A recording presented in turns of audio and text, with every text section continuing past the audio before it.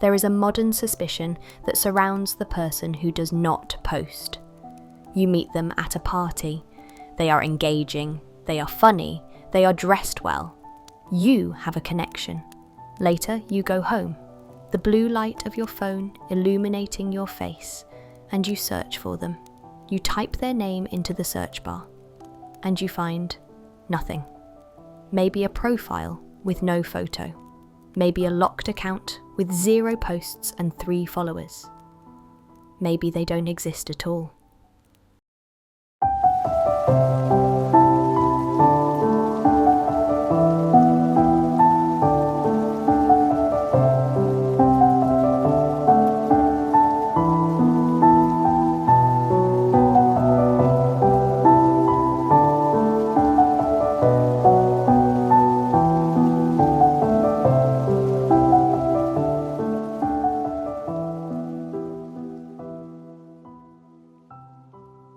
In the digital age, invisibility feels like a threat. We have been conditioned to believe that to be seen is to be safe. If we can see your breakfast, your vacation, your friends, and your political opinions, we feel we know you. We feel we can predict you. When a person offers us no digital footprint, the modern mind panics. We ask, what are they hiding? Are they a serial killer? Do they have a secret family? Are they depressed? We assume that silence is suspicious. We assume that a lack of broadcasting equals a lack of living. But if we pause, and if we look away from the screen and into the reality of the human experience, we might realise something profound. The person who does not post is not hiding from the world.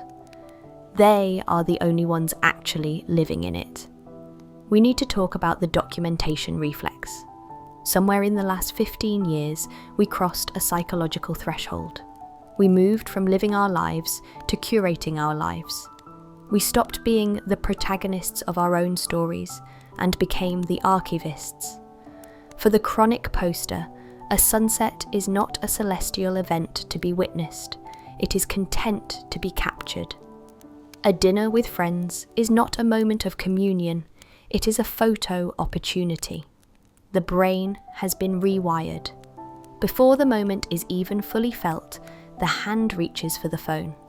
The eye stops seeing the world in 3 dimensions and starts seeing it in a 16:9 aspect ratio. But for the person who does not post, the dynamic is preserved. They stand before the sunset, and they simply let it hit their retinas. They eat the meal without proving it looked delicious. They hold the hand of their partner without announcing the relationship status. They possess something that has become the rarest luxury in the 21st century, the right to be forgotten. Sociologists call this the audience effect. It is the psychological truth that we behave differently when we know we are being watched. When you know you are going to post a photo of your weekend, you make different choices about your weekend. You choose the aesthetic cafe over the dusty, comfortable diner.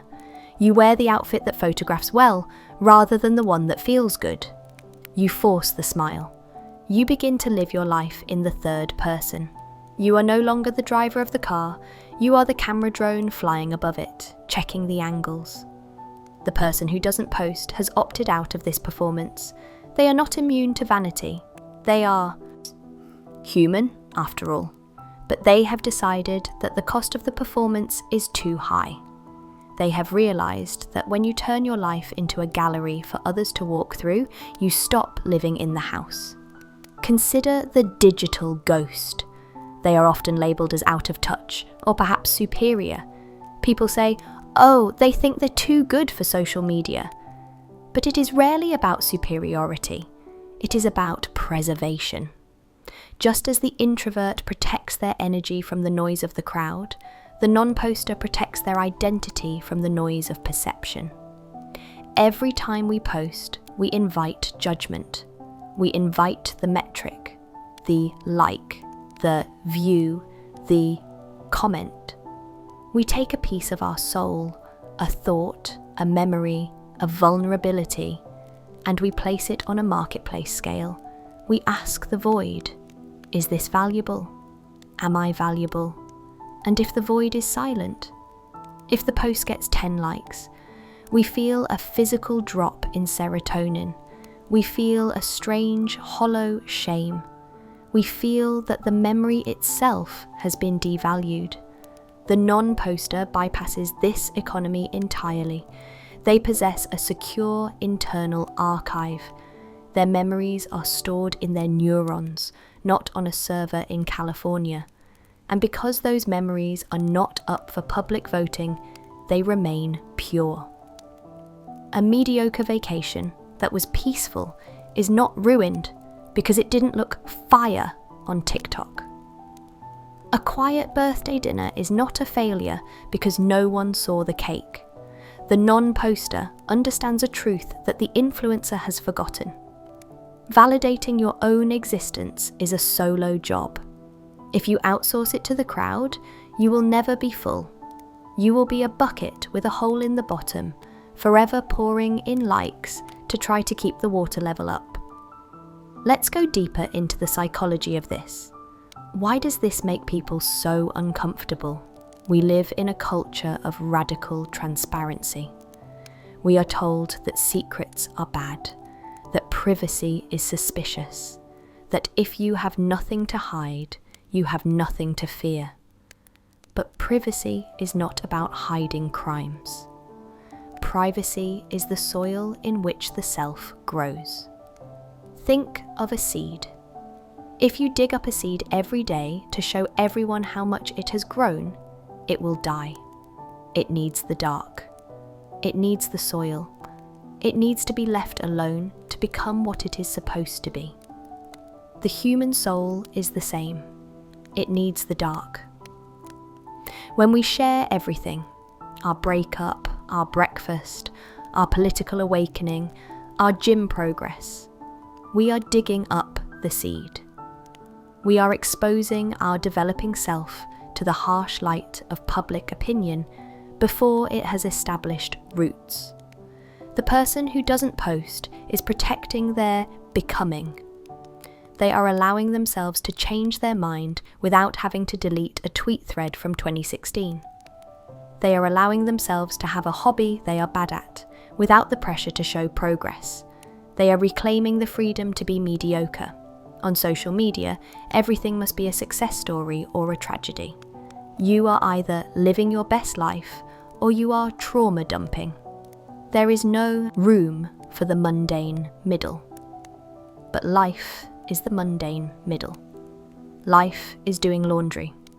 Life is staring at the ceiling.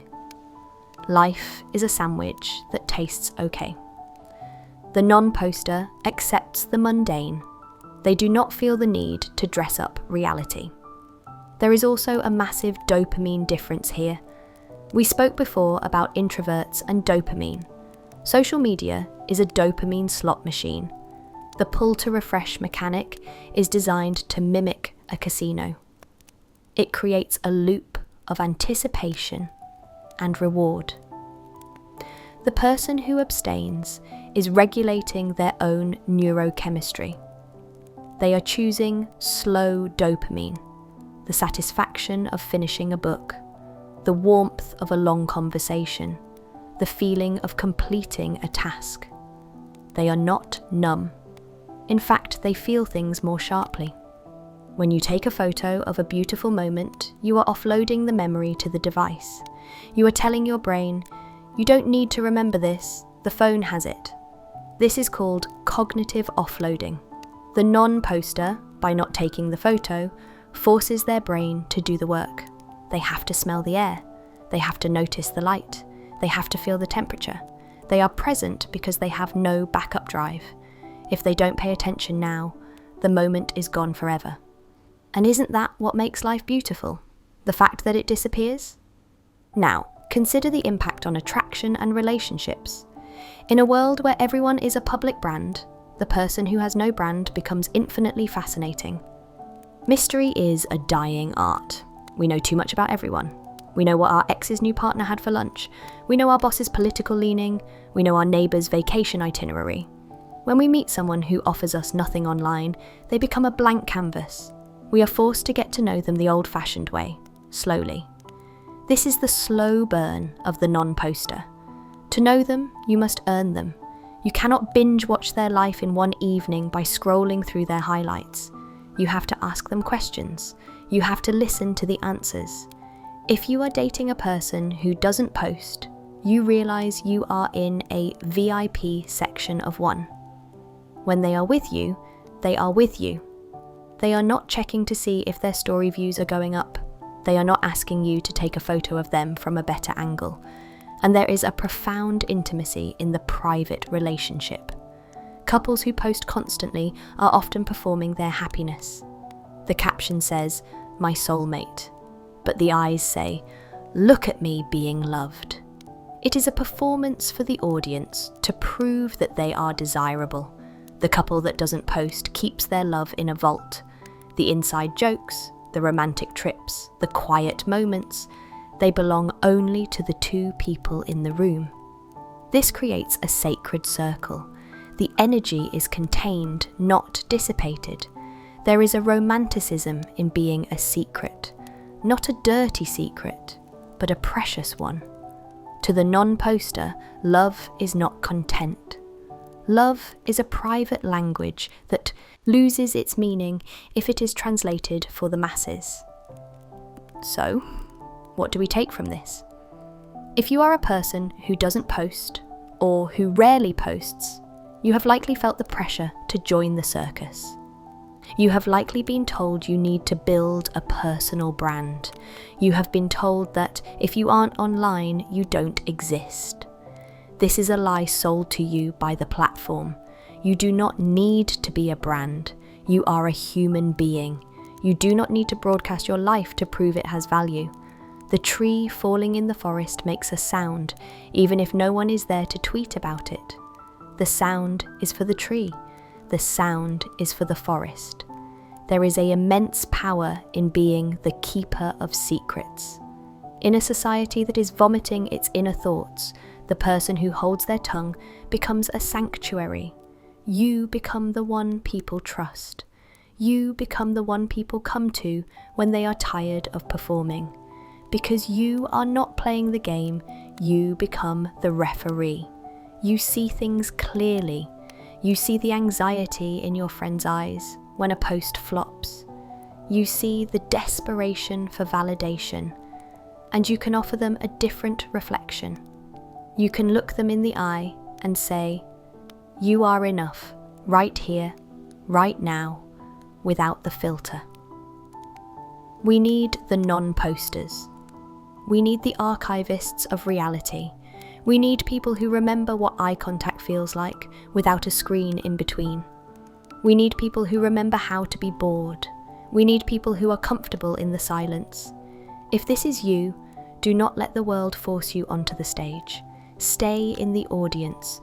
Watch the play. Enjoy the show.